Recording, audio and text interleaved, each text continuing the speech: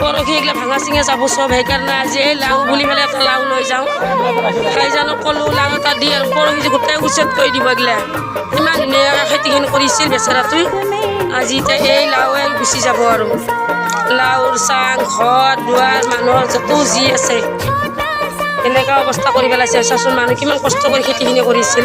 খেতিটো বাদ দিয়ক এই মাটি জমি কিনি কেনে আজি এই অৱস্থা চব ভাঙি দিব এতিয়া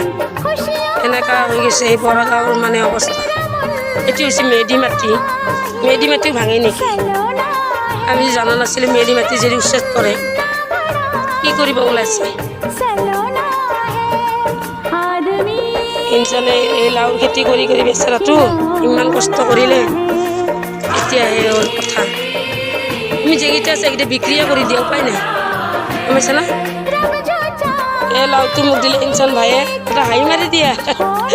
থেংক ইউ দেই